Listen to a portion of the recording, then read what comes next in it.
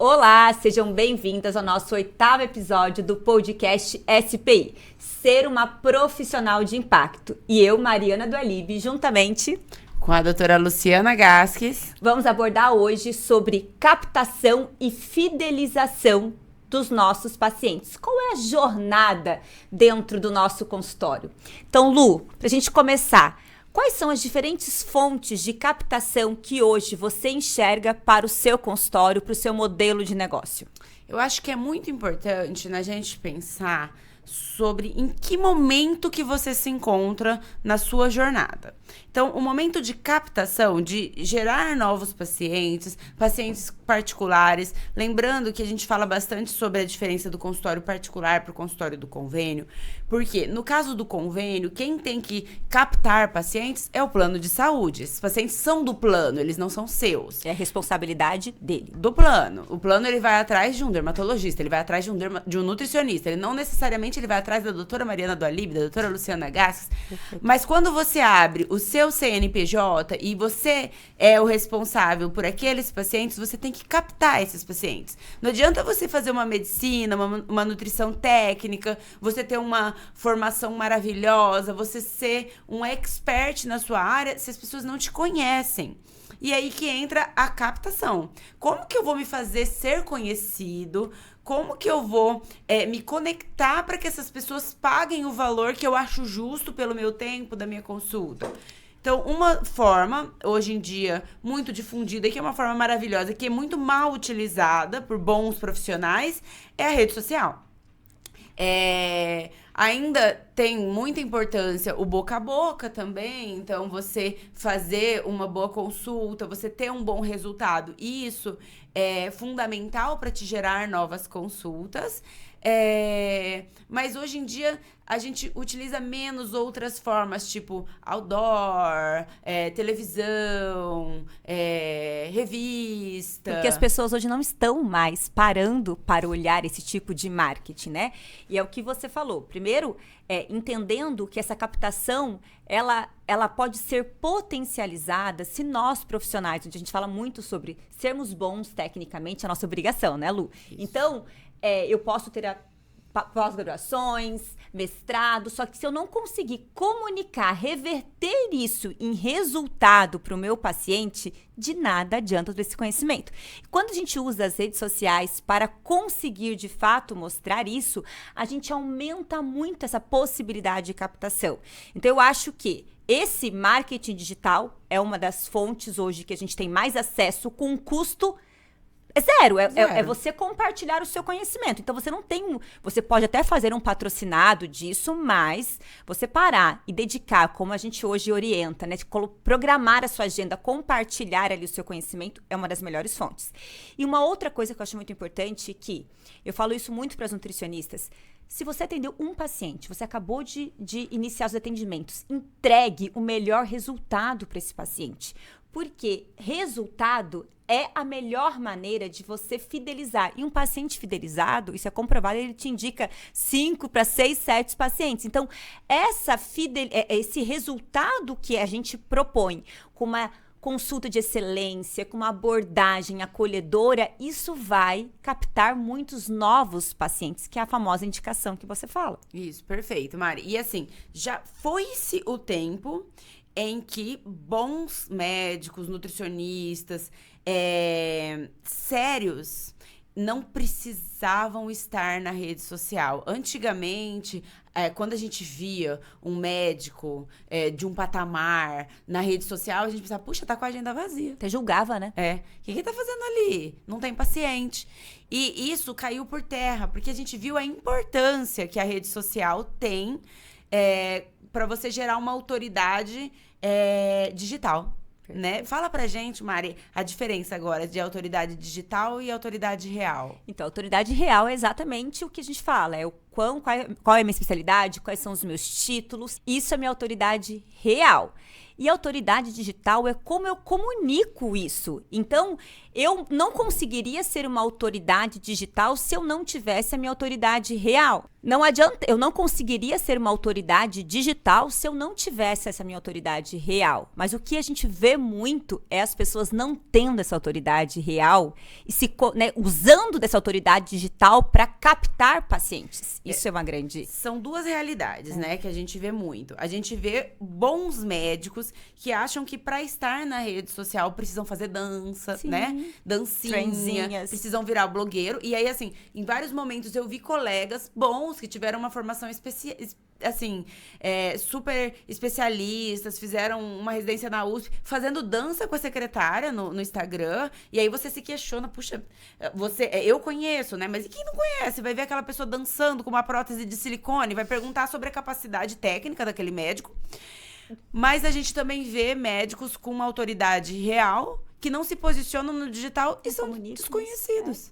E entra nessas duas questões, né? O quanto a gente pode unir isso de uma maneira ética. E a gente tem aqui um episódio, que é o nosso 5º episódio, que a gente fala exatamente sobre como a gente pode... de uma forma ética, comunicar isso e até mesmo empreender na nossa área de saúde. Então, quem não assistiu, vai lá para assistir. Então, quando a gente fala de captação, a gente falou a primeira forma, que é através de você comunicar o seu conhecimento. A segunda forma é entregando resultado para o seu paciente. A terceira, Lu, que eu considero ainda muito importante, que eu acho que é esse network que a gente pode ter e ser intencional. Toda vez hoje que um médico, que ele me encaminha um paciente, eu faço questão de encaminhar uma mensagem, dando um feedback para ele desse paciente, agradecendo aquela indicação e até me colocando à disposição. O quanto uma simples forma de eu gerar um network, quanto isso também me ajuda a captação de novos pacientes. Então, quando a gente fala em ser intencional, eu inúmeras vezes já mandei mensagens, hoje a gente tem as redes sociais para você encaminhar um direct de uma forma muito até mesmo com uma abordagem bem técnica, mas dizendo pro cirurgião plástico, se colocando à disposição, mostrando a sua abordagem. Eu era da época quando a gente batia, eu ficava horas num consultório, quando eu mudei para Cuiabá, para mostrar para uma dermatologista o meu trabalho. Hoje a gente não precisa fazer isso. Então, a gente tem maneiras de poder acelerar essa nossa jornada. Então, esse network, se manter ali, sendo intencional com quem você gostaria, acho que é uma ótima forma de captação. E aí é muito interessante, Mari, voltando para a parte ética, assim, uma indicação médica é algo muito valioso, sabe? Uhum. Então, é um colega que se formou, que confia no seu trabalho, às vezes nem te conhece, tá? E mandou um paciente para você. Isso é valioso. Isso tem que ser tratado com carinho. Você tem que ter essa reciprocidade, ser capaz de ter gratidão, de agradecer, de perder seu tempo e ir lá agradecer pelo colega. Mas isso volta para a parte da ética. Porque aquele colega, de alguma forma, às vezes, sem te conhecer, ele viu que você é ética. Ele confiou o paciente dele a você. Olha que coisa valiosa, sabe? Então, aí volta na parte de ser conhecido, de ter muitas vezes a humildade de ir lá e mandar uma mensagem. Cheguei novo na minha cidade, eu não conheço ninguém. O que eu faço? Bom, minha área é dermatologia, vou escrever uma cartinha para os cirurgiões plásticos e me dispor, meu mestrado é em cicatriz, me dispor a tratar as cicatrizes deles. E é uma atitude, é esse olhar que pode mudar a sua jornada. É o que você falou. Quais são os médicos? E a gente vai se conectar com pessoas com os mesmos princípios e valores. Então, ninguém está orientando para você sair. Não, quais são os médicos que eu tenho aqui como referência? É essas pessoas que você tem que se conectar. Porque se você se conectar com as pessoas erradas, isso eu me conectar com um nutrólogo que não faz a medicina baseada em evidências, eu não quero nem me vincular para que, de fato, isso também não acabe respingando em mim. Perfeito. E assim, eu mando muitos pacientes para outras especialidades, para endocrinologistas, para cirurgião vascular, às vezes quando tem varicosidades e tudo mais. E eu me preocupo muito com isso, em encaminhar para médicos que tenham o mesmo perfil que eu. Por exemplo, no meu caso, que atendo geralmente mulheres que gostam de conversar, que gostam de se abrir, que gostam de ter um vínculo com a médica, eu preciso mandar para colegas com o mesmo perfil, porque senão o paciente volta e reclama comigo. Sim. Doutora, o médico que você me mandou, eu não gostei. E ele olha no seu olho e fala, o médico que você me encaminhou, doutora Luciana, o médico que você me encaminhou, Mariana, Mariana, eu não gostei.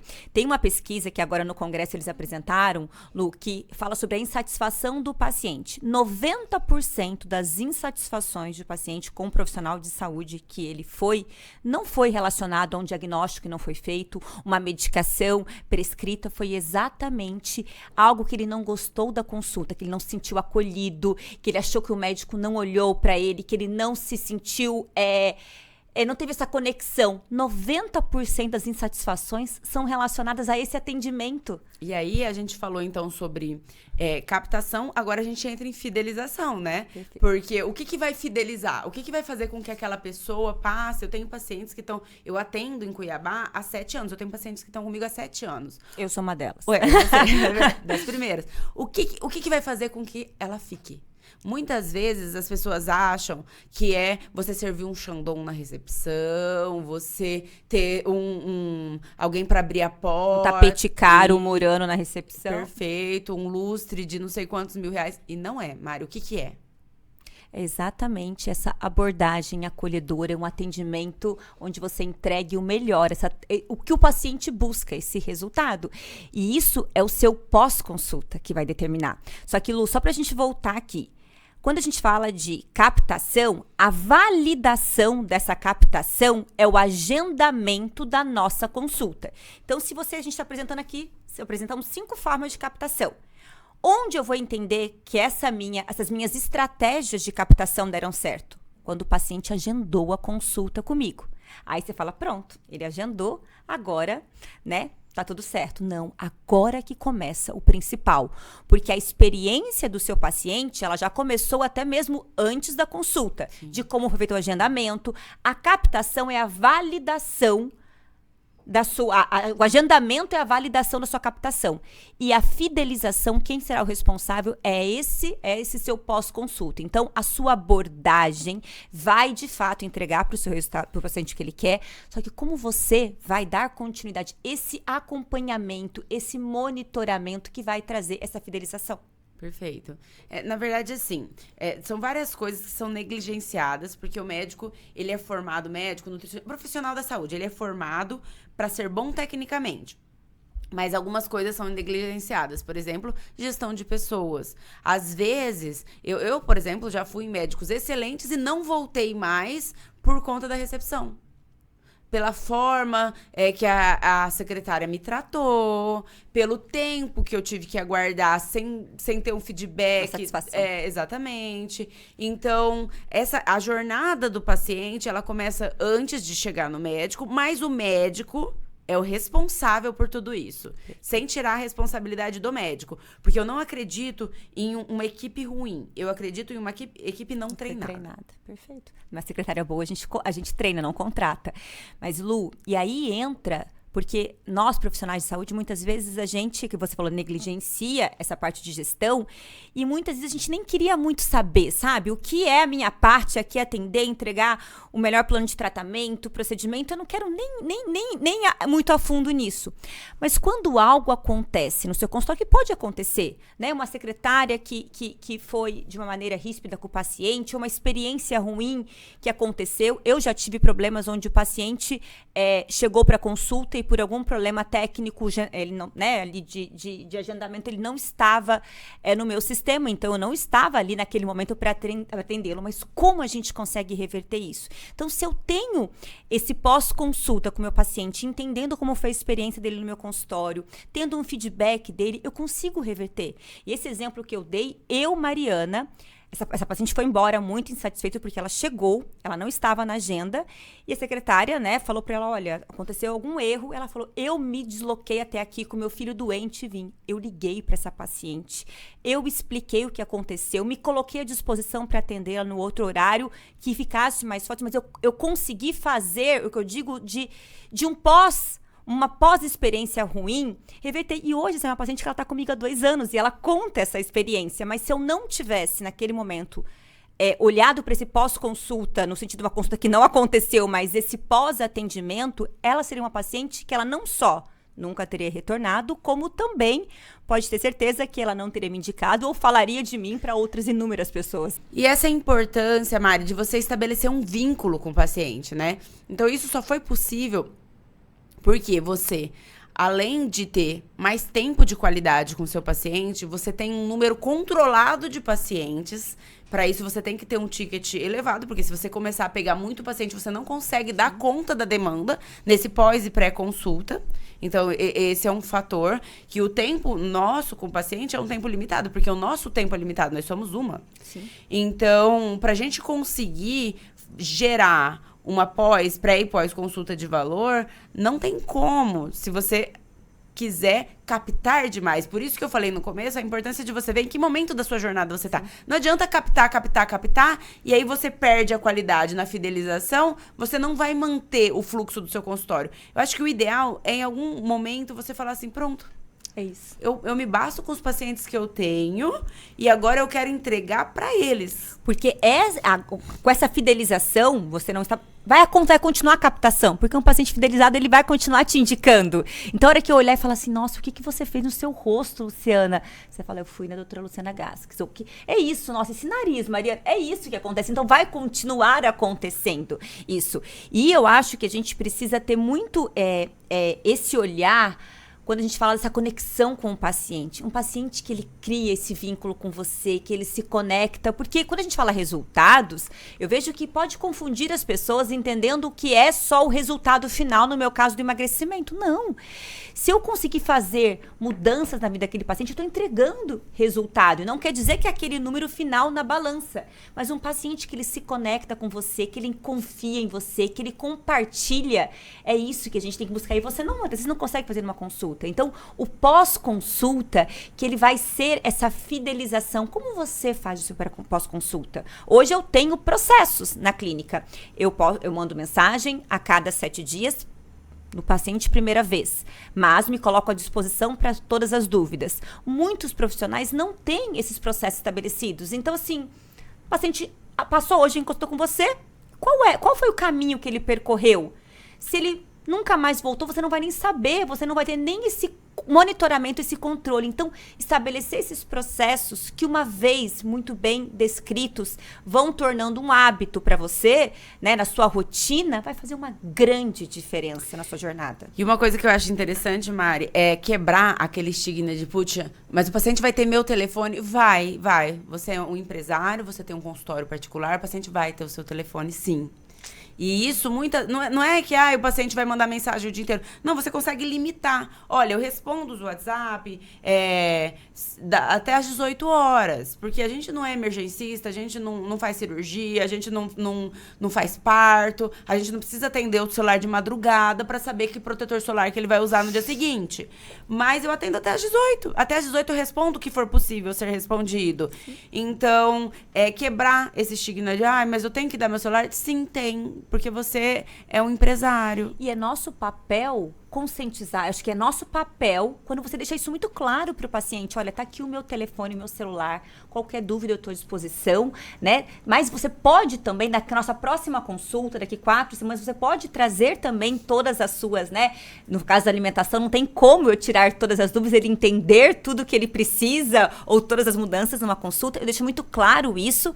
Só que quando você tem esse acordo com o paciente, ele mesmo não fica te mandando mensagem. Eu acho que você abre uma porta e vai conscientizando ele disso. E saber delegar, Mari. Uma coisa que eu acho interessante, eu sou sua paciente também, é que, no seu caso, você tem uma equipe que manda mensagem. Olha, eu sou da equipe da doutora Mariana. Ficou com alguma dúvida? Fiquei. Não achei tal suplemento. Perfeito. Aonde que eu encontro? E aí a própria pessoa da sua equipe envia. E esse delegar, às vezes é difícil pra gente, que quando a gente começa, a gente fica com medo. Será que eles vão fazer bem? Gente, é tudo treinável. Quando você treina pessoas para fazer aquilo para você, você consegue ter mais tempo, porque você tá dividindo as responsabilidades. Então, tem muitas coisas que são delegáveis. No meu caso, por exemplo, a parte de cirurgia, a parte de dermatopediatria, eu não consigo dar conta de tudo. Então, eu treino uma equipe com outras dermatologistas, com qualidade técnica,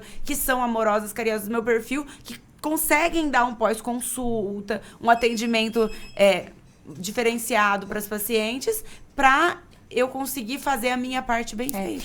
Mas eu acho que a grande confusão do profissional de saúde, delegar é diferente de delargar. Então, hoje, a pessoa vai ter o meu contato, ela vai poder falar com a Mariana, mas são dúvidas que não precisa do meu conhecimento para ela saber que o suplemento X ela encontra em tal lugar. Então, eu vou ter ali a abordagem que vai ser minha, essa conexão minha do paciente, mas eu posso, através da construção, por isso que eu falo tanto desse modelo de negócio, onde o método é o seu, a abordagem é sua, mas você vai ter uma equipe que é muito bem treinada para fazer isso. E se a gente olhar hoje, eu enxergo o meu consultório como um negócio, ele é de fato, né? Não é que eu enxergo, ele é, mas como eu posso ter diferentes braços no meu consultório para que eu consiga fazer? Para mim, eu gosto de criar, eu gosto ali do atender o paciente. Então, quantas coisas eu posso criar processos na clínica para uma equipe poder fazer isso e eu ter mais disponibilidade para o meu paciente? E uma coisa importante, Mari, já que a gente está falando sobre fidelização, sem perder a sua essência, não é? Porque às vezes a gente vai vendo, quando a coisa vai crescendo, que ela perde a essência mesmo do dono. Ela perde a essência. E pra ela não perder a sua essência, você tem que estar por trás de tudo. Sim. Você tem que estar ciente de tudo. Revisitando os processos frequentemente, né? Perfeito.